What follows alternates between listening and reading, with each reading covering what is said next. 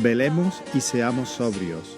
Mensaje de la Palabra de Dios por David Argueta, en la Iglesia Evangélica Bautista de Córdoba, España, 4 de marzo de 2018. Quiero pedirles, hermanos, que me acompañen al libro de Primera de Tesalonicenses. Vamos a leer desde el capítulo 4, versículo 13, hasta el versículo 11 del capítulo 5. Tampoco queremos, hermanos, que ignoréis acerca de los que duermen, para que no os entristezcáis como los otros que no tienen esperanza. Porque si creemos que Jesús murió y resucitó, así también traerá Dios con Jesús a los que durmieron en él. Por lo cual os decimos esto en palabra del Señor, que nosotros que vivimos, que habremos quedado hasta la venida del Señor, no precederemos a los que durmieron. Porque el Señor mismo, con voz de mando, con voz de arcángel y con trompeta de Dios, descenderá del cielo, y los muertos en Cristo resucitarán primero. Luego nosotros, los que vivimos, los que hayamos quedado, seremos arrebatados juntamente con ellos en las nubes para recibir al Señor en el aire. Y así estaremos siempre con el Señor. Por tanto, alentaos los unos a los otros con estas palabras. Pero acerca de los tiempos y de las ocasiones, no tenéis necesidad, hermanos, de que yo os escriba, porque vosotros sabéis perfectamente que el día del Señor vendrá así como ladrón en la noche, que cuando digan paz y seguridad, entonces vendrá sobre ellos destrucción repentina, como los dolores a la mujer encinta, y no escapará. Mas vosotros, hermanos, no estáis en tinieblas para que aquel día os sorprenda como ladrón. Porque todos vosotros sois hijos de luz e hijos del día. No somos de la noche ni de las tinieblas. Por tanto, no durmamos como los demás, sino velemos y seamos sobrios. Pues los que duermen, de noche duermen, y los que se embriagan, de noche se embriagan. Pero nosotros, que somos del día, seamos sobrios, habiéndonos vestidos de la coraza de fe y de amor, y con la esperanza de salvación como yelmo. Porque no nos ha puesto Dios para ira, sino para alcanzar salvación por medio de nuestro Señor Jesucristo, quien murió por nosotros, para que ya sea que velemos o que durmamos, vivamos juntamente con Él. Por lo cual, animaos unos a otros y edificaos unos a otros, así como lo hacéis. Amén. El tema de la segunda venida del Señor es un tema central en el Evangelio, aunque es verdad que hay diferentes posturas en cuanto a los tiempos del evento escatológico. El tema de la segunda venida es crucial en el Evangelio porque es la culminación de toda la historia del Señor. Sin este evento, todo lo demás quedaría inconcluso. En este evento es cuando el Señor consuma nuestra resurrección, su obra perfecta, y viviremos por siempre con Él. Así que es un tema que de vez en cuando viene bien que lo recordemos. Y cuando Pablo se encontraba en su segundo viaje misionero, él se encontraba en la región del Asia Menor. Y fue ahí cuando, mientras él hacía planes para seguir visitando las iglesias donde ya había estado en su primer viaje, el Señor se lo impide, le estorba que él siga ahí, y de pronto él tiene un sueño donde se le aparece un varón macedonio y le dice, pasa y ayúdanos. Y Pablo junto con Timoteo y Silvano obedecen al llamado del Señor, pasan a la región de Macedonia. Y dice el relato de Hechos que la primera ciudad que visitan fue Filipos, donde Pablo empieza a exponer la palabra. Hay un grupo de personas que escuchan el mensaje, creen, pero inmediatamente vienen las dificultades. Pablo y sus compañeros son puestos en prisión, son apaleados ahí, y de esta manera ellos tienen que salir y avanzan. Y la segunda ciudad que ellos visitan es Tesalónica, es la iglesia a la cual ellos le dirigen esta carta, que por cierto es una de las pocas epístolas donde Pablo no escribe solo, sino que escribe un grupo de hermanos. Y la historia aquí no fue distinta. Pablo empieza a predicar, Dios abre el corazón de algunas personas a las cuales Pablo les llama iglesia. Aquí se forma una pequeña comunidad de creyentes y posteriormente Pablo tiene que salir nuevamente porque las persecuciones vienen sobre él. Y es en este contexto en el que Pablo deja de saber de la iglesia de los tesalonicenses, y yo les invito a que lean esta carta para ver el profundo amor que Dios ha puesto en medio de la iglesia. Aquí Pablo pasa un tiempo de aflicción mientras no sabe lo que está pasando con la iglesia y decide mandar a Timoteo de vuelta para ver cuál es la condición, porque Pablo teme que a causa de las persecuciones que tanto él como la iglesia están sufriendo, pues esta pequeña comunidad haya dejado de congregarse, haya dejado el llamado que el Señor les ha hecho. Pero es grande el gozo de Pablo al saber que cuando Timoteo vuelve con buenas noticias, dice acerca de su fe y amor, porque la iglesia sigue adelante. Y junto con estas buenas noticias, Timoteo también trae otras inquietudes que han surgido en medio de la persecución. Así que la carta de Primera de Tesalonicenses, Pablo desarrolla algunas cuestiones de la iglesia y dentro de ellas el tema de la segunda venida. Pablo desarrolla este tema porque en medio de estas persecuciones surgieron algunas inquietudes, falsos hermanos también, que empezaron a introducir falsas doctrinas. Y una de las cosas que a ellos les estaba inquietando era el tema de qué está pasando, porque nosotros recibimos el mensaje, creímos en el Señor Jesús, creemos que el Señor va a venir por su iglesia, pero vemos que nuestros hermanos están muriendo. Y algunos nos dicen que los que han muerto no resucitarán más. Otros nos dicen que el Señor Jesús ha venido ya, que su segunda venida ha sucedido ya de manera espiritual. Y entonces ellos se preguntan, entonces, ¿qué sentido tiene la fe si los muertos no resucitan, si Cristo ya vino y el caos sigue? ¿Qué es lo que nos espera? Y Pablo les escribe para aclarar este punto. Así que en este mensaje lo he dividido en dos partes. En la primera, hablar sobre lo que Pablo dice acerca de este evento de la segunda venida del Señor. Y en la segunda parte quiero resaltar la exhortación que Pablo le hace a la iglesia a la luz de este hecho. Así que, ¿cómo será este evento? En primer lugar, lo que quiero resaltar es que va a ser un evento real. Esto no es un hecho espiritual, esto no es una metáfora. Jesús no dijo que volvería en los cielos y reinaría desde ahí sin que nadie lo viéramos de nuevo, sino que es un hecho real. Pablo les está recordando, hermanos, la segunda venida del Señor sucederá. Todo ojo le verá, de eso no habrá ninguna duda. Dice en Mateo 24, porque como el relámpago que sale del oriente y se muestra hasta el occidente, así será también la venida del Hijo del Hombre. Entonces aparecerá la señal del Hijo del Hombre en el cielo, y entonces lamentarán todas las tribus de la tierra y verán al Hijo del Hombre viniendo sobre las nubes del cielo con poder y gran gloria. Este punto es muy importante porque tanto en los tiempos de Pablo como ahora seguimos teniendo el mismo ataque de un grupo que se hace llamar iglesia, pero que no son iglesias, son los liberales. Ellos han reducido toda la enseñanza de Jesús a pura filosofía moralista.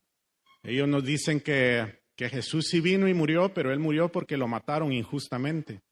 Ellos dicen que las enseñanzas de Jesús son ciertas para que podamos vivir como un mundo en armonía y en paz. Dicen que la resurrección de Jesús fue un evento metafórico y que la venida de su reino se refiere a que sus enseñanzas van a perdurar en sus discípulos.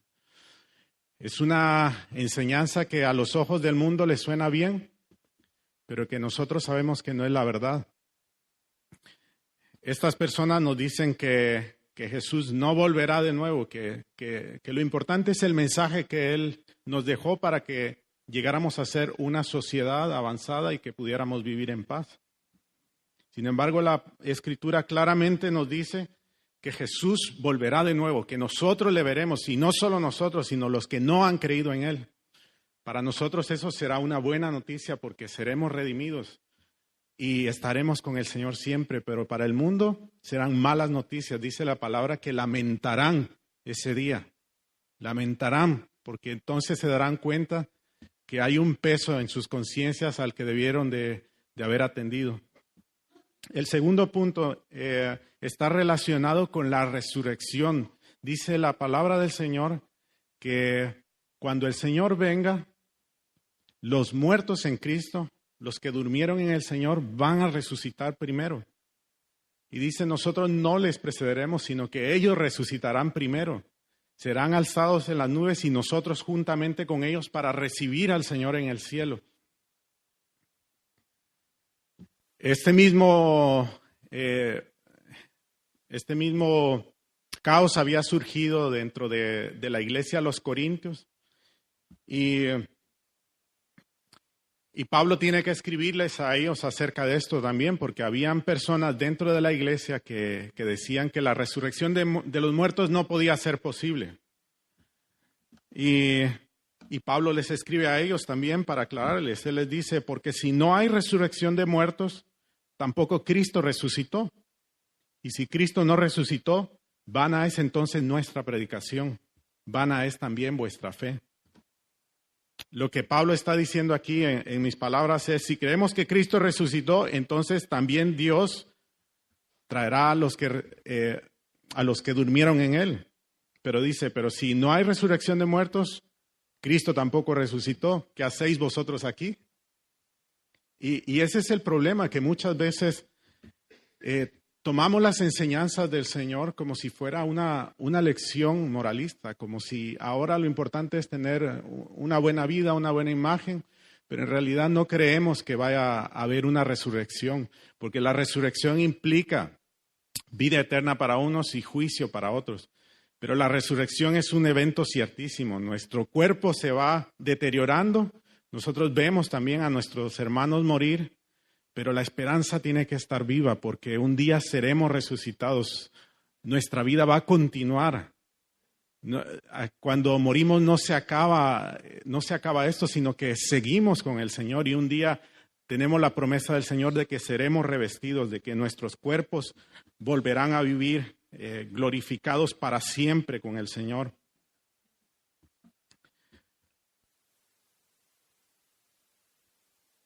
Así que la palabra del Señor nos dice que el Señor volverá, que es un evento que no ha ocurrido todavía, que va a ocurrir, lo vamos a ver y junto con la venida del Señor los muertos van a resucitar también y nosotros estaremos para siempre con el Señor. Ahora, ¿por qué Pablo les escribe acerca de esto a los hermanos de Tesalonicenses y por qué es un testimonio para nosotros hoy? Dice la palabra, para que no os entristezcáis como los que no tienen esperanza.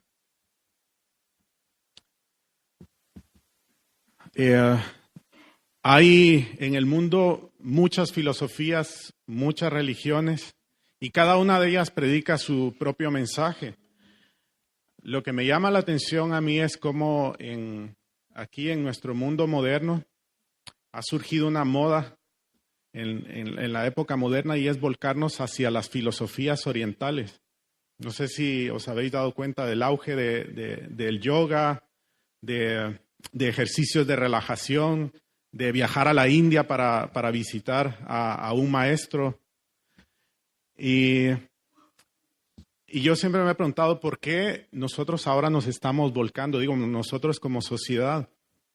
Y creo que la respuesta está en que estas filosofías predican una armonía. Nos dicen que lo importante es estar en armonía no con la creación, sino con lo que existe.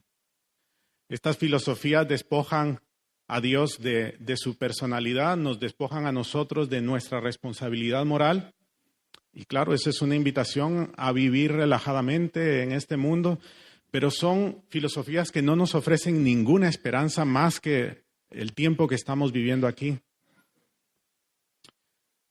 La creencia de Buda, por ejemplo, era que él tenía que despojarse de todas sus pasiones hasta no tener ningún sentimiento, ningún apego por lo material, y el grado más alto de su desarrollo iba a ser desvanecer su conciencia, es decir, dejar de existir él como ente personal y pasar a formar parte de la energía universal.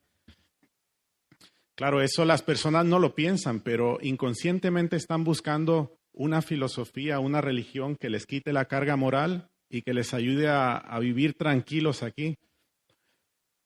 Pero si nos ponemos a pensar en ello en profundidad, nos vamos a dar cuenta que nada tiene sentido. Si esto es así, si nosotros vamos a dejar de existir, nada de lo que tengamos aquí tiene relevancia. Si tú te portas de una manera correcta, da igual como el que es un violador o un asesino, porque al final vamos a dejar todos de existir. Pero la fe cristiana es una fe que tiene la esperanza como base. Pablo habla a lo largo de esta carta de las tres virtudes que nosotros conocemos como las virtudes teologales: la fe, la esperanza y el amor. Y la esperanza se presenta a eso como la pata de una mesa que no puede estar ausente de ahí. Pablo quiere que la esperanza de los tesalonicenses se mantenga firme. Sin la esperanza, nuestra fe y nuestro amor no puede funcionar correctamente.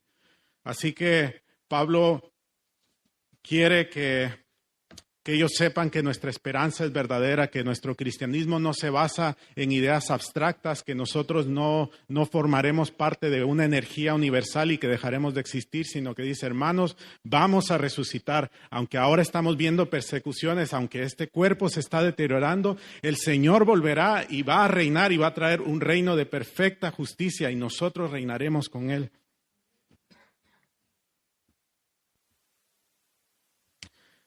Así que hemos dicho que el Señor viene pronto, el Señor, su manifestación será corporal, Él vendrá en las nubes, todo ojo le verá, su pueblo que ha dormido con Él, es decir, los cristianos que han muerto, resucitarán y nosotros nos uniremos para recibir al Señor en el cielo.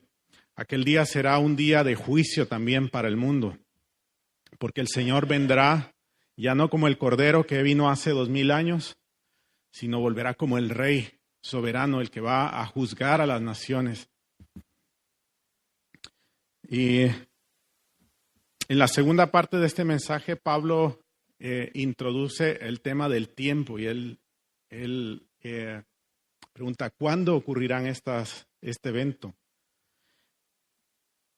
Y ese es un tema también importante porque ha surgido cierta confusión dentro de la iglesia. He escuchado todo tipo de mensajes acerca de esto. Y aunque hay una clara enseñanza acerca del cuándo ocurrirá, las predicaciones prediciendo la venida del Señor se siguen produciendo día tras día. Hace falta poner una búsqueda en Google para ver esto. Tú pones ¿cuándo será la venida del Señor? Y no van a faltar 3 o 4 mensajes del último mes diciendo que el Señor va a venir en tal fecha.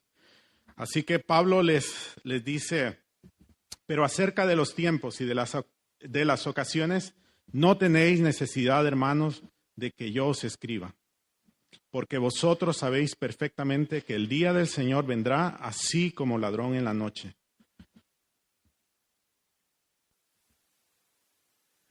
Así que Pablo les dice: ¿cuándo vendrá el Señor? Vosotros mismos, hermanos, sabéis que yo no tengo necesidad de escribirles esto porque vosotros tenéis conocimiento acerca de esto. Ahora, ¿qué es lo que ellos conocían acerca del cuándo el Señor va a venir? Hay quienes han dicho que si bien el Señor dijo que no sabemos el día ni la hora, pues no nos dijo que el mes y el año no lo íbamos a saber. Y hace poco me dio mucha tristeza escuchar el mensaje de un hermano que bueno, yo escuché algunas de sus predicaciones en Latinoamérica y es un hermano que me parece a mí que su predicación es sana, pero le dio un arrebato y él dijo que el Señor iba a venir en septiembre porque él creía que en una de las fiestas judías el Señor tenía que cumplir este evento y eso fue hace 3 años. y el Señor no vino hace 3 años como Él lo había dicho. Y luego hay personas que han dicho que el Señor habló de algunas señales que iban a venir. Dijo que iban a venir guerras, rumores de guerras, enfermedades, plagas, y decía, y esto anuncia la venida del Señor. Y cada vez que sale una noticia acerca de un terremoto, de un eclipse, pues hay personas que se levantan y dicen, el Señor viene ya, viene pronto, preparémonos. Pero Pablo les dice a los tesalonicenses, vosotros sabéis perfectamente que el día del Señor vendrá como ladrón en la noche. ¿Qué quiere decir con esto? Dice en Mateo 24:36, en palabras del Señor, pero el día y la hora nadie sabe, ni aun los ángeles, sino solo mi Padre. Marcos añade, ni el Hijo. Mas como en los días de Noé, así será la venida del Hijo del Hombre. Porque como en los días antes del diluvio estaban comiendo y bebiendo, casándose y dándose en casamiento, hasta el día en que Noé entró en el arca y no entendieron, hasta que vino el diluvio y se los llevó a todos. Así será también la venida del Hijo del Hombre. Velad, pues, porque no sabéis a qué hora ha de venir nuestro Señor. Lucas añade el ejemplo de Job, dice asimismo en Lucas 17:28, asimismo, como sucedió en los días de Lot, comían y bebían, compraban, vendían, plantaban, edificaban, mas el día en que Lot salió de Sodoma, llovió del cielo fuego y azufre y los destruyó a todos. Así será el día en que el Hijo del Hombre se manifieste. Así que, ¿cuál es la conclusión de esto? Está Pablo o el Señor enseñando que el día en que Él venga van a haber algunas señales que nos van a dar a nosotros alguna indicación de que el Señor viene este año o el Señor viene en este mes. Eso no es lo que el Señor está enseñando. Lo que el Señor está diciendo, en resumen, es que nadie sabe. Que no tenemos ni idea si va a ser en el próximo minuto o va a ser en el próximo siglo. Cuando el Señor dice, como en los días de Noé o como en los días de Lot estaban comiendo, bebiendo, dándose en casamiento, lo que el Señor está diciendo es que su venida va a ser sorpresiva porque va a ser un día normal. Va a ser un día como el día de hoy. Probablemente ese día pues no ocurra nada especial. Seguramente el informe de la bolsa será que la bolsa se mantiene en alza esperando datos macroeconómicos y alguien estará planeando pedir la mano de su novia, mujeres dando a luz, personas muriendo como ocurre todos los días, pero no será un día especial. El Señor va a venir de manera sorpresiva. Ahora la pregunta es, ¿por qué si no tenemos idea de esto? ¿Por qué Pablo dice que a nosotros ese día no nos tomará por sorpresa? Dice en el versículo 4 del capítulo 5, mas vosotros, hermanos, no estáis en tinieblas para que aquel día os sorprenda como ladrón. Porque todos vosotros sois hijos de luz e hijos del día, no somos de la noche ni de las tinieblas. La razón por la que a nosotros ese día no nos tomará por sorpresa y al mundo sí, no se debe a que nosotros vamos a ver señales, no se debe a que el Señor va a levantar profetas en ese día y nos va a decir, el próximo mes vengo, sino que la palabra del Señor nos enseña claramente que ese día no nos va a tomar por sorpresa, dice Pablo, porque somos hijos del día e hijos de luz. No somos de la noche ni de las tinieblas, lo cual nos aclara el por qué el mundo pasa totalmente de las cosas del Señor. La razón principal por la que ese día no nos tomará por sorpresa no se basa en una noticia, y por cierto tampoco se basa en lo que tú estás haciendo, sino que se basa en la posición en la cual Cristo nos ha colocado. Dice Pablo que nosotros somos hijos del día e hijos de la luz. Escribiéndole a los colosenses, Pablo les dice también, les invita a vivir una vida de fruto, una vida de esfuerzo, y les dice, dando gracias siempre al Padre, el cual nos rescató de las tinieblas y nos trasladó al reino de su amado Hijo, en quien tenemos redención por su sangre, el perdón de pecados. Así que Pablo le recuerda a los tesalonicenses y nos recuerda a nosotros hoy que la razón por la que nosotros estamos en luz fue porque el Señor nos sacó de las tinieblas y nos ha puesto en el reino de su amado Hijo. El Señor nos trasladó de ahí. Cuando el Señor hizo esta obra, hizo una obra de renovación en nuestro ser. Dice la palabra del Señor que nosotros estábamos muertos en nuestros delitos y pecados, que nuestro entendimiento había sido entenebrecido, nuestro corazón era incapaz de amar a Dios y nuestra voluntad estaba presa del pecado. Pero cuando el Señor actuó en nuestras vidas, cuando el Señor nos trajo a la luz, Él nos rescató, nos libró del poder de las tinieblas, pero además nos dio un nuevo ser. El Señor nos dio una nueva mente, un nuevo corazón. Ahora nosotros podemos amar al Señor. Ahora nosotros podemos deleitarnos en el Señor. Nosotros no necesitamos fingir una relación con Dios. No necesitamos fingir que amamos estar en la iglesia. Nosotros venimos a la iglesia porque amamos al Señor.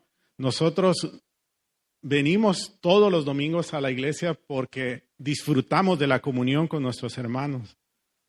La razón por la que nosotros vamos a estar apercibidos aquel día es porque somos hijos de luz, porque somos hijos del Señor, porque estamos en comunión con Él.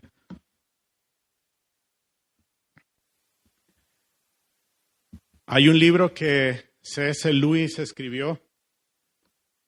Se llama Cartas del Diablo a su sobrino y este es un libro en el que se ilustra la historia de un demonio que tiene mucha experiencia, al cual le dirige cartas a su sobrino, que es un demonio con menos experiencia que está intentando tentar a un creyente. Y su tío pues le escribe algunos consejos para que él sepa cómo actuar con él. Y en la carta anterior el sobrino le había escrito que bueno, se sentía bien, estaba teniendo algunas dificultades, pero que ahora estaba intentando tentar a su paciente, dice, llevándolo a la lógica, a pensar mucho. Y entonces su tío le responde y le dice, ten cuidado con lo que haces, porque es verdad que la intelectualidad ha hecho a muchos hombres enorgullecerse y apartarse del camino del enemigo. El enemigo aquí es Dios para ellos, ¿no? Pero dice, pero ten mucho cuidado porque eso mismo lo puede llevar a pensar en cosas profundas y entonces habrás perdido a tu paciente. Y entonces esta persona, el diablo mayor, el tío, le relata cómo en una ocasión él estuvo a punto de perder a una persona. Le dice, me encontraba yo con mi cliente en una biblioteca, yo lo había llevado ahí a leer algunos libros y de pronto me vi atrapado cuando él empezó a pensar en las cosas profundas y a cuestionarse sobre la existencia de la vida. En ese momento yo entendí que mi enemigo, o sea Dios, estaba tratando con su vida. Así que, dice, inmediatamente empecé a hablarle a su mente acerca del periódico. Le dije que esa idea era tan importante como para dejarla para ese momento, que apartara un tiempo especial, pero que ahora saliera a buscar el periódico o que fuera a comer, a buscar algo para comer. Le dice a su sobrino, tú al no ser humano, sino un espíritu puro, no te puedes hacer a la idea de hasta qué punto los humanos son tan esclavos del ordinario. ¿Empiezas a coger la idea? Gracias a ciertos procesos que pusimos en marcha en su interior hace siglos, le resulta totalmente imposible creer en lo extraordinario mientras tienen algo conocido a la vista. No dejes de insistir acerca de la normalidad de las cosas. Y yo ponía este relato porque hay hermanos que en otros lugares del mundo, en Corea del Norte, en China, en Medio Oriente, están padeciendo persecución. Para ellos la venida del Señor es un hecho en el cual están pensando constantemente y está fortaleciendo su corazón. Es verdad que tienen dudas al ver cómo sus hermanos, su propia familia están siendo muertos a manos de los enemigos del Señor, pero su corazón se está fortaleciendo. Sin embargo, el peligro que nosotros corremos aquí en Europa, en el primer mundo, en la seguridad del materialismo, es fijarnos demasiado en la realidad, lo digo entre comillas, en la realidad de las cosas que tenemos enfrente. ¿Cuántas veces Satanás no nos distrae pensando en lo que tenemos que comer, en lo que tenemos que comprar, en las conversaciones acerca del fútbol o de la moda? ¿Cuántas veces nuestra mente está tan embotada de estas cosas temporales que nuestra realidad se vuelve esto que está aquí? El mundo vive de esa manera. El mundo está ignorando su propia conciencia, adormeciéndola con una dosis de realidad. El mundo está completamente distraído y está adormeciendo su conciencia pensando en las cosas de este mundo. Tú quieres que Dios deje de tratar en tu vida, tú quieres dejar de sentir el peso de tu conciencia, pues fíjate en las cosas de este mundo. Enfócate ahí. Deja de darle tiempo al Señor, deja de pensar profundamente en la palabra del Señor. Medita en la Biblia 5 minutos, que es suficiente. Y entonces empezarás a andar de la manera que el mundo anda. Confesarás una fe, eso es verdad, pero tu vida no andará delante del Señor. Podrás recitar salmos y saberte la doctrina de memoria, pero tus pies no seguirán al Señor porque tu corazón estará preso de este mundo. David decía al Señor en el Salmo 17, libra mi alma de los malos con tu espada, de los hombres con tu mano, oh Jehová, de los hombres mundanos cuya porción la tienen en esta vida y cuyo vientre está lleno de tu tesoro. Esta es la mejor definición de la mundanalidad, es tener todo tu tesoro aquí y ahora. Pero el hombre de Dios tiene su tesoro en los cielos. Dice Pablo a los colosenses, poned vuestra vista en las cosas de arriba, porque vosotros habéis muerto y vuestra vida está escondida con Cristo en Dios. Por tanto, alzad la vista, poned la vista en las cosas de arriba y no en las de la tierra. Hermanos, nosotros somos de la luz, somos del cielo, nuestro reino no está aquí. La iglesia del Señor es embajadora del Señor en este lugar, pero este no es nuestro sitio, no ahora.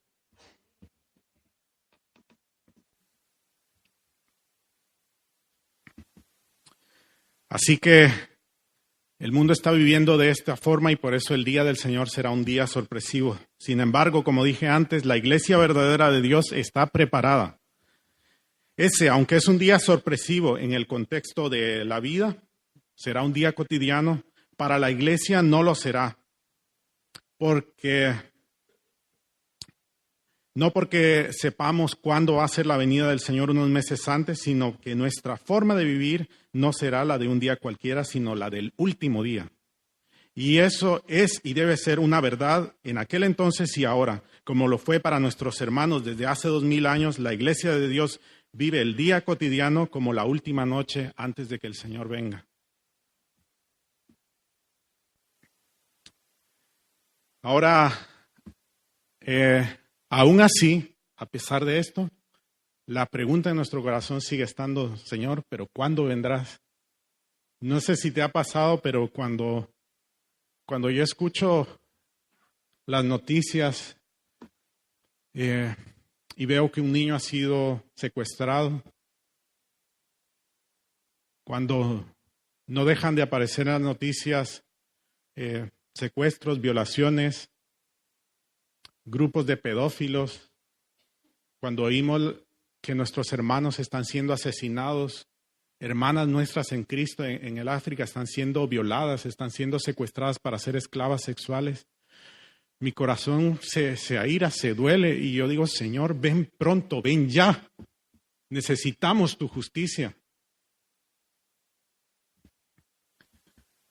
Por eso es tan aborrecible la teología liberal, porque hacen que tu corazón se quede preso de este mundo. Por eso debemos despreciarla, porque nos engañan, porque nos dicen que Cristo, su venida será en sus enseñanzas, que Cristo no volverá otra vez, sino que nuestra sociedad sufrirá una especie de de evolución, que las enseñanzas de Cristo permearán en la sociedad hasta que vivamos en un mundo perfecto, y entonces en ese momento desaparecerá la idea de Dios, la idea de Cristo, y que simplemente Cristo era un soñador. Eso no es así. Hoy, después de 2000 años, después de la evolución que hemos tenido y de todos los avances, el mundo está muy lejos de ser lo que Dios ha dicho que será. Y el mundo no está peor porque la iglesia del Señor está haciendo una luz en este lugar, porque estamos frenando la corrupción. Pero aún así, por mucho que este mundo avance en tratados de paz, la justicia de Dios está muy lejos de lo que el hombre cree que es la justicia. Así que tenemos que seguir esperando aquel día. Nuestro corazón tiene que seguir clamando al Señor por su venida. Y cuando escuches alguna noticia de esta, duélete y clama por la venida del Señor, pero también alégrate, porque el Señor vendrá, porque el Señor traerá justicia y Él juzgará el mal.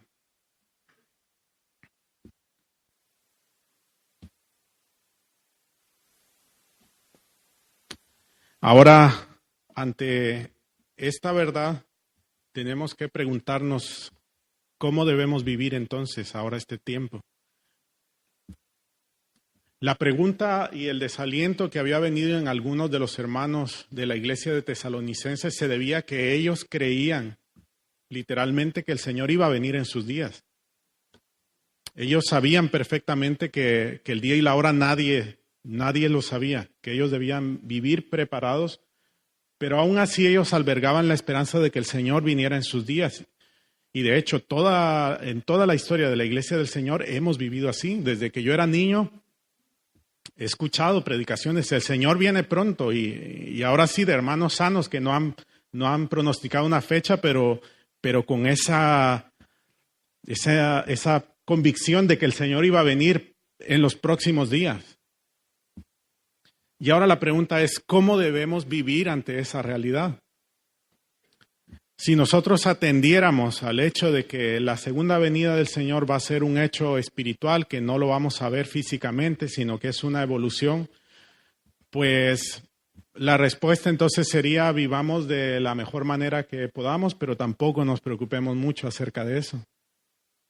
Por otro lado, recuerdo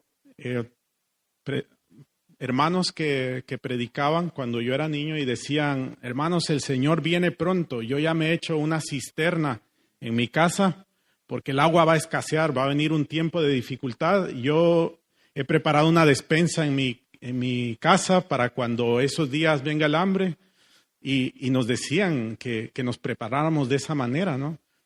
Recuerdo también personas que sacaron a sus hijos de la escuela porque decía: el Señor viene pronto ya, no tiene ningún sentido que estén ahí, y motivaban a la gente, a la iglesia de Dios, a que no entrara a la universidad porque el Señor venía pronto y teníamos que dedicarnos al 100% a la predicación. Algunos de esos hermanos han muerto ya y sus hijos también, y el Señor no ha venido todavía. Pero la pregunta sigue estando. Entonces, ¿cómo debemos vivir ante esa incógnita de que no sabemos exactamente el día del Señor? Y leo nuevamente, dice: mas vosotros, hermanos, no estáis en tinieblas para que aquel día os sorprenda como ladrón, porque todos vosotros sois hijos de luz e hijos del día. No somos de la noche ni de las tinieblas. Por tanto, no durmamos como los demás, sino velemos y seamos sobrios. Así que Pablo nos dice: puesto que nosotros somos hijos de luz, somos hijos del día, velemos y seamos sobrios. Velemos y seamos sobrios. La respuesta no es velemos y seamos sobrios porque el Señor viene dentro de una semana, sino es velemos y seamos sobrios porque no sabemos cuándo. Pero somos hijos de luz e hijos del día, y por tanto debemos vivir de esta manera. Pablo dice que el mundo, ante la ceguera espiritual que tiene, ante la muerte espiritual, ellos se encuentran ahora durmiendo, descansando. Pablo usa esta figura, creo yo, porque la noche es la hora del día en que nosotros descansamos de nuestras labores, en que desconectamos nuestra mente y simplemente dejamos de hacer cualquier otra labor más que descansar, porque al día siguiente tenemos que volver a la rutina.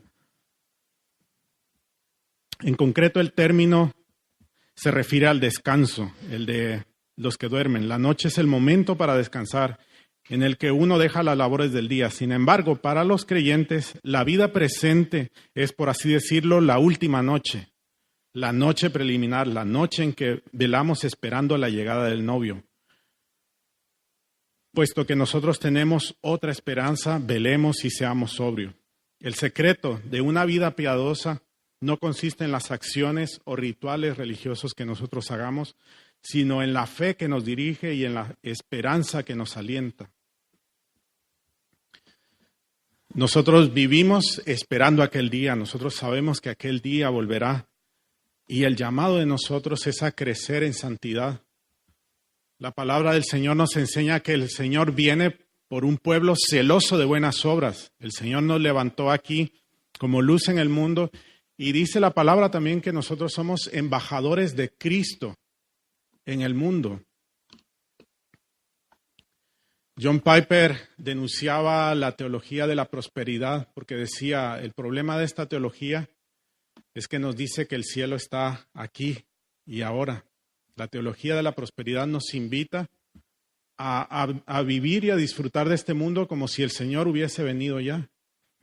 Pero nosotros esperamos del Señor cielos nuevos, tierra nueva, una justicia verdadera. Nosotros seguimos esperando la justicia que el Señor nos ha prometido.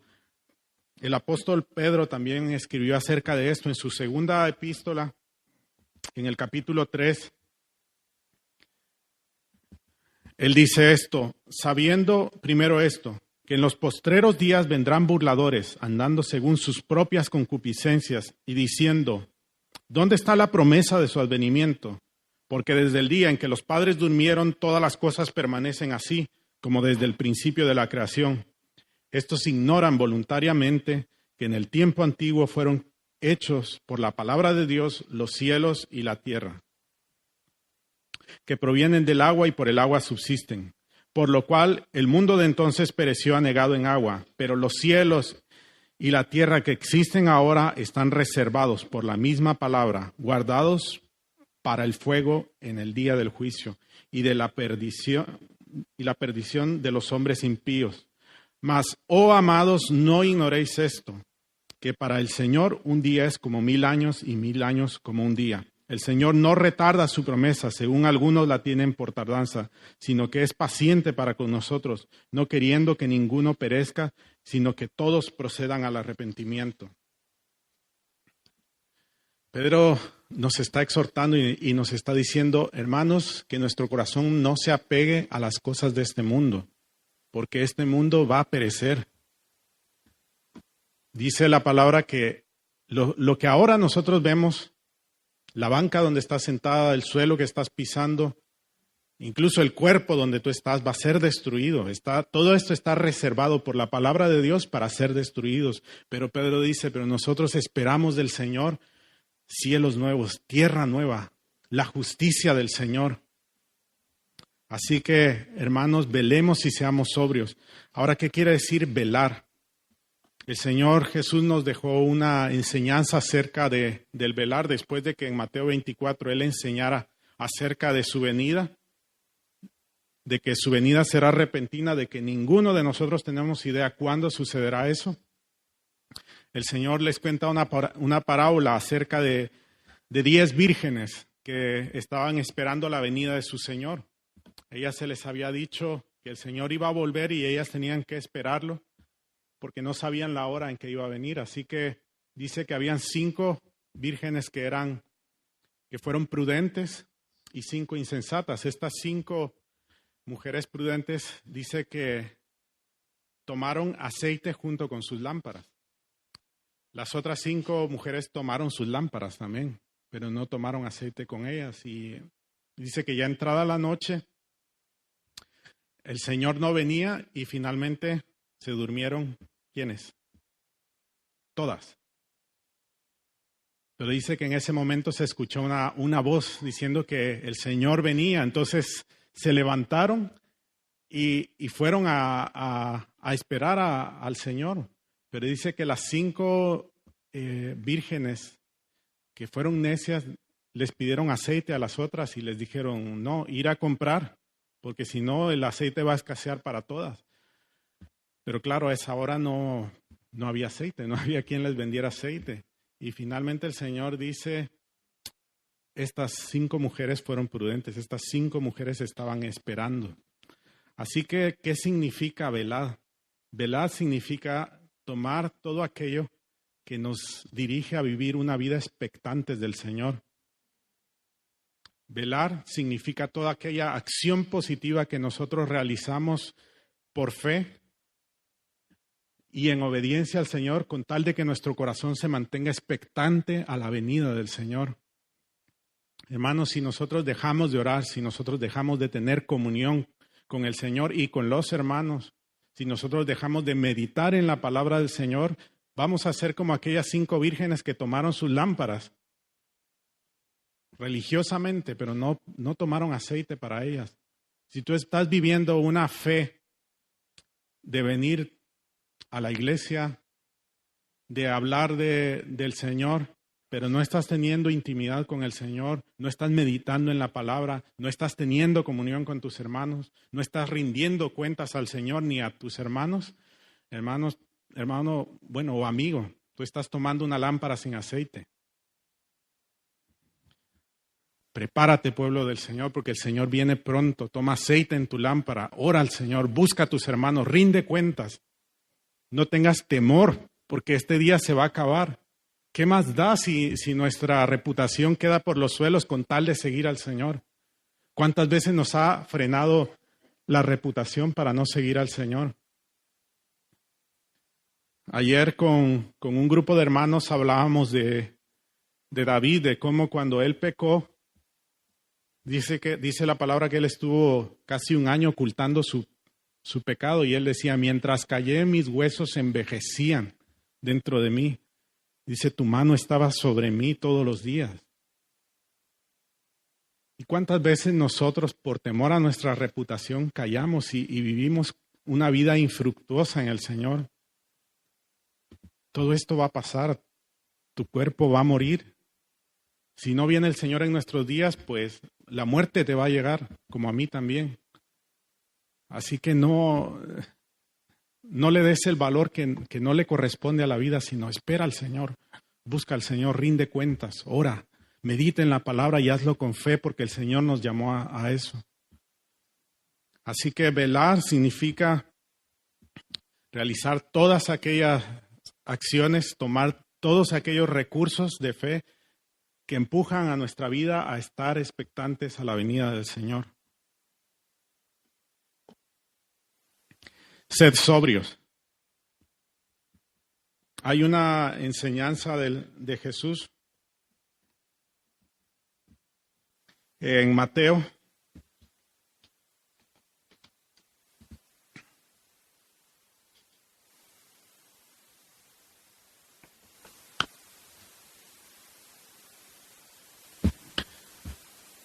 Sí, el Señor en Mateo,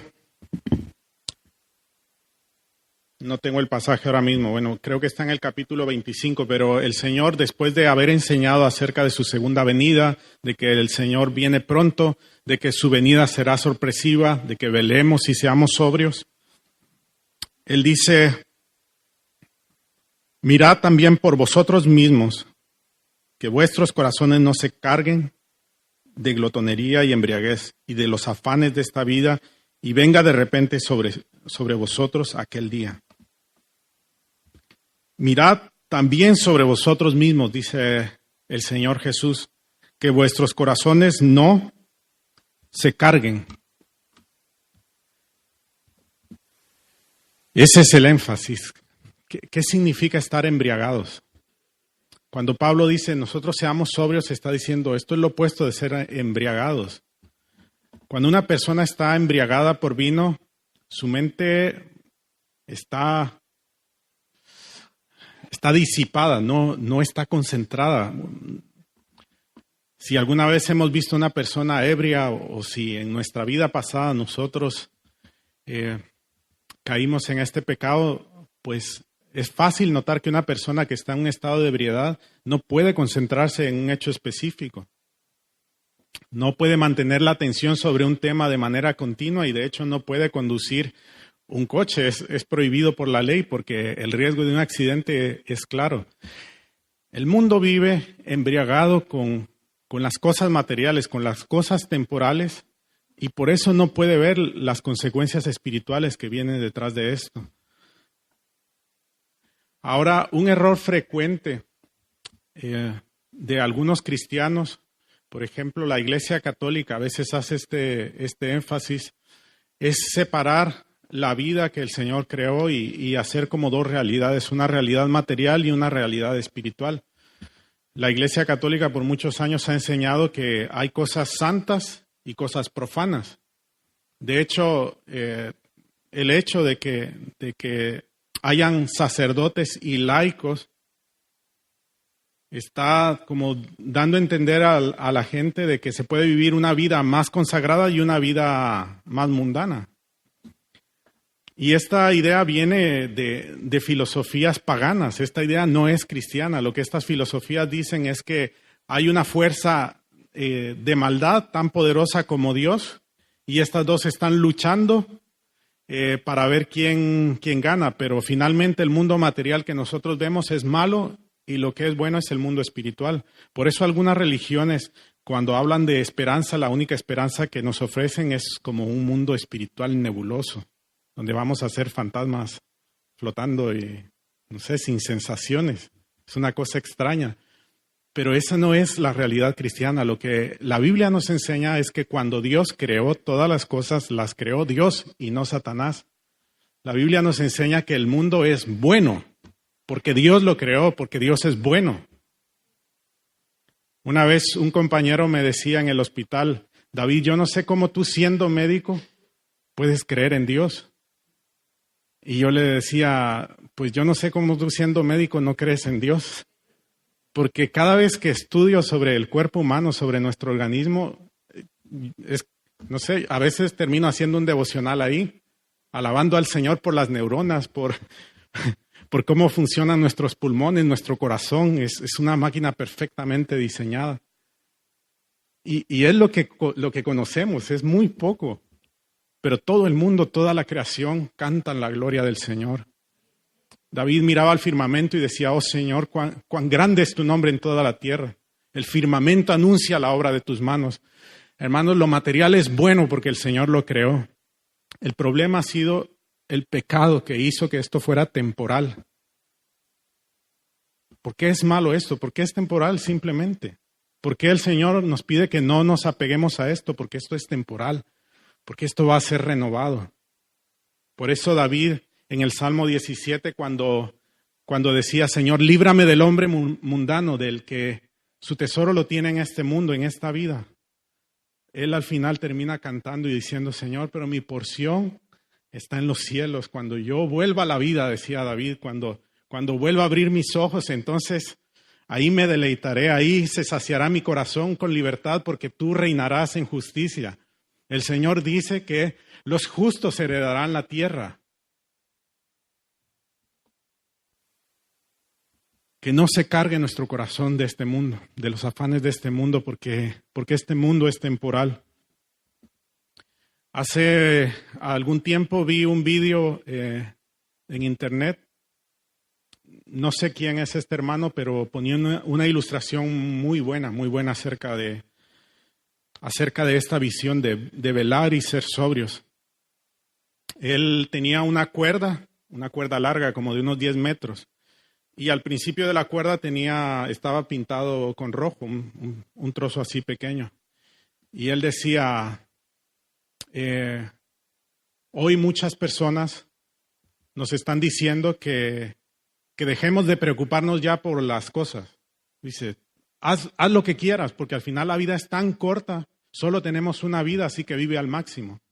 Normalmente las personas que te dicen esto son personas que no creen en Dios. Y te dicen, libérate de cosas morales, libérate de la religión porque la religión te está oprimiendo. Y dicen, tu vida es tan corta que tienes que vivirla al máximo. Y ellos nos llaman a nosotros tontos, a los que hemos creído en el Señor, porque nosotros, hermanos, nos abstenemos de lo que el mundo está saciándose. Nos llaman tontos porque cuando los demás van desenfrenados a la embriaguez y a saciarse de este mundo, nosotros vivimos orando. Como me decía una persona que no conoce al Señor, me decía, vosotros en la iglesia deberíais de hacer otra cosa, no solo estar leyendo la Biblia y orando. Y claro, ellos nos ven como tontos porque dicen, la vida es tan corta y la estamos desperdiciando. Pero este hermano decía, ahora quiero que mires el resto de la cuerda. Imagínate que esto es la eternidad. Dice, los tontos son ellos que están viviendo todo, están arriesgando toda esta vida en este pedacito. Hermanos, cuando el Señor dice, vuelvo pronto, no sé cuándo será, a lo mejor será ahora dentro de 10 minutos. A lo mejor no termino de decir esta frase. O a lo mejor, no sé, vendrá dentro de 1 siglo, 2 siglos, yo no sé, pero el Señor vendrá. Y nosotros resucitaremos y le veremos de nuevo. Así que veamos la vida así, como ese trocito de cuerda. La eternidad viene por delante y tenemos toda la eternidad para gozar del Señor.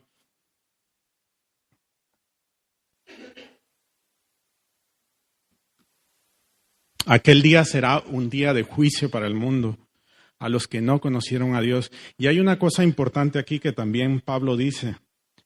Es una cosa que es triste. Es triste para los que no conocieron a Dios. Dice en el versículo 3 del capítulo 5, hablando de ese día, cuando digan paz y seguridad, entonces vendrá sobre ellos destrucción repentina, como los dolores a la mujer encinta, y no escaparán. ¿Cuántos escaparán en aquel día? Ninguno. Ninguno de los que no conocieron a Dios. Este hecho es triste porque ¿cuántas veces vivimos pensando que tenemos tiempo para arreglar las cosas? Desde que conocí al Señor le he hablado a muchas personas del Señor, pero recuerdo mucho aquellas personas que me dijeron, ahora no. Todavía tengo presente la cara de un compañero que me dijo, ya habrá tiempo para eso. Ahora quiero disfrutar de esto. Todavía recuerdo la cara de una compañera que murió en un accidente. Cuando le estaba compartiendo del Señor, otra persona llegó y le dijo, deja de escuchar ya tonterías. La muerte llega de la misma manera, de manera sorpresiva.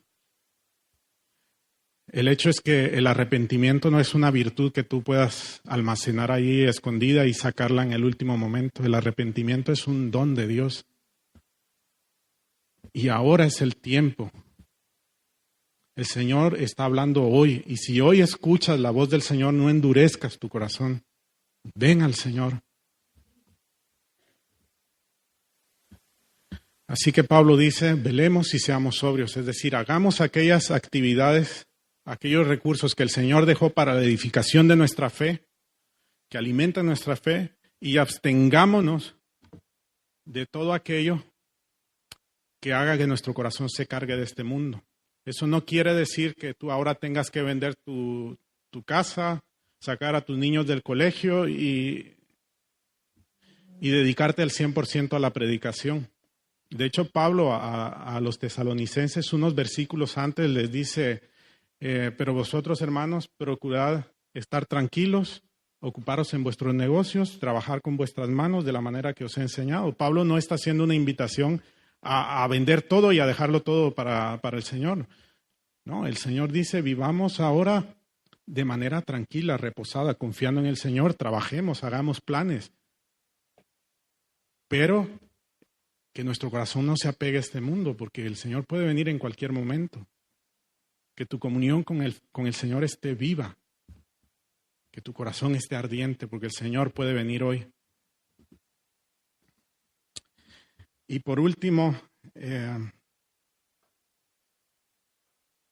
versículo 8 dice, pero nosotros que somos del día, seamos sobrios, habiéndonos vestido con la coraza de fe y de amor, y con la esperanza de salvación como yelmo, porque no nos ha puesto Dios para ira, sino para alcanzar salvación por medio de nuestro Señor Jesucristo, quien murió por nosotros para que ya sea que velemos o que durmamos, vivamos juntamente con Él. Por lo cual, animaos unos a otros y edificaos unos a otros, así como lo hacéis. Por último, dice la palabra del Señor que Él no nos ha puesto para ira, sino para alcanzar salvación. En medio de todo esto, yo sé que algo que puede estar cargando nuestro corazón y algo que también inquietaba a algunos hermanos es que en el camino de su vida cristiana se habían cargado de pecado también.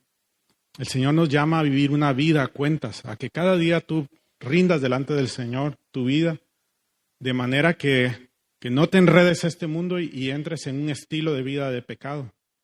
El problema de no guardar la fe, de no tener esperanza en el corazón, de no vivir una vida de comunión, de amor entre los hermanos, es que nuestro corazón se puede enfriar, es que podemos empezar a darle cabida en nuestras vidas a actitudes que son pecaminosas y que podemos vivirlas como si son normales. Que nuestro corazón no se cargue de esas cosas. Y a lo mejor, después de muchos años, tú te has dado cuenta que has estado viviendo de esa manera. Y eso es lo que te frena para acercarte al Señor, para acercarte a la comunión con los hermanos. Lo que quiero decirte es que el Señor no te puso para ira. El Señor va a venir en aquel día y va a derramar su ira sobre el mundo por toda la injusticia que ha cometido, porque ha pecado, porque se ha rebelado contra el Señor. El Señor va a juzgar, pero hay un pueblo santo que le está esperando, hay un pueblo que Él redimió. Si tú has creído en el Señor, no ha sido porque tú le hayas buscado, ha sido porque Él te redimió. Dice la palabra que estando tú muerto en tus delitos y pecados, el Señor te rescató. El Señor nos dio vida cuando estábamos muertos. Pablo nos advierte de todo el juicio de Dios, pero al mismo tiempo nos anima, diciendo, si tú cuando estabas muerto en tus delitos y pecados, el Señor te rescató, ¿cuánto más ahora siendo hijos de Dios, el Señor no nos dará todas las cosas? Esta es una invitación también al arrepentimiento, a venir al Señor. Si tu corazón ha estado cargado por el pecado, si hay algún pecado que has estado ocultando, este es el momento. Confiésalo al Señor y empieza a vivir expectante con el pueblo de Dios la venida de Cristo. Ven al Señor, rinde cuentas porque Él no te ha puesto para ira. Él mismo lo hará. Él es nuestra salvación.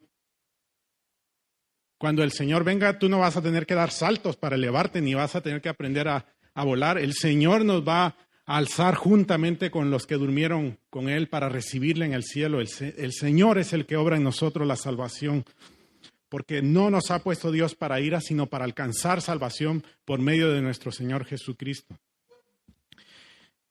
Y por último, Pablo dice, por tanto, hermanos, alentaos y edificaos los unos a los otros, así como lo hacéis. ¿Qué quiere decir esto? Que a tu hermano que está al lado, el que se está durmiendo ahora, métele un... y dile, hermano, el Señor viene pronto, alentados los unos a los otros. Estoy diciendo en el sentido espiritual, no he visto a nadie durmiendo. Alienta a tu hermano, tú tienes la responsabilidad de que si no estás viendo a tu hermano andar en el Señor, acércate a Él, considerándote a ti mismo también como pecador, que si no fuera por la gracia del Señor, tú no estarías aquí hoy. Llámalo, aliéntalo, comprométete a orar con Él. Dice la palabra que nosotros tenemos esa responsabilidad. Judas dice que a los que están en peligro de muerte tenemos que arrebatarlos del fuego. Tenemos que exhortar. La palabra dice que tenemos que exhortar a los ociosos, tenemos que alentar a los de poco ánimo y sostener a los que son débiles. Hermano, no juzgues a tu hermano, no juzgues por lo que está pasando, sino ayúdale, arrímale el hombro. Porque ¿de dónde nos sacó el Señor? Aquí habemos de todo y cometemos errores y el Señor no nos rescató por ser lo mejor del mundo. Nos rescató porque necesitábamos ser rescatados. No juzgues a tu hermano de esa manera, sino aliéntalo, exhórtalo, dile, el Señor viene pronto, levántate, rinde cuentas y sirvamos al Señor juntos. Así que, hermanos, esperemos la venida del Señor. El Señor va a venir, su regreso es real. Que tu corazón no se cargue de las cosas de este mundo y comprométete con el Señor, con tu hermano, a buscar de su rostro, a que la palabra del Señor hable a tu corazón. Medita en la palabra del Señor y ora hasta que se encienda el fuego en tu corazón y puedas servir al Señor y vivir expectantes como si el Señor fuera a venir hoy mismo. Cuando en el mundo es de noche, cuando el mundo está viviendo un día cualquiera, para nosotros es la última noche. Estamos viendo el amanecer levantarse. Oremos, hermanos. Señor, te damos las gracias porque tú no nos has dejado simplemente una enseñanza, Padre. Tú nos has dejado la promesa de tu regreso, Señor. Gracias porque en medio de todo el dolor de la enfermedad, cuando vemos a nuestros hermanos en la fe morir, cuando vemos tanta injusticia, Señor, nuestro corazón se puede alegrar viendo la eternidad, Señor. Esto es solo un instante, Señor, un abrir y cerrar de ojos y tú vendrás, Señor. Queremos esperarte, Señor. Queremos tener el corazón encendido, Señor. Tu pueblo está preparado, Señor, no porque sabemos la fecha, Señor, sino porque sabemos que tú vienes, Señor. Tú vendrás, Señor, y queremos alabarte, Señor. Queremos ser esa novia limpia, Señor, blanca, sin arrugas, sin mancha, Padre. Santifícanos, Señor, guíanos, Padre. Llénanos de tu Espíritu Santo, Señor, y permítenos, Señor, alabarte con tu pueblo, Señor. Te ruego, Señor, que tú enciendas nuestro corazón en amor los unos por los otros, Señor, para buscarte, Señor, para animar a nuestros hermanos, Señor, a vivir, Señor, el último día, Señor, la última noche, Padre. Gracias, Señor. Gracias, Padre. Ven pronto. Gracias, Señor. Amén. Fija tus ojos en Cristo, tan lleno de gracia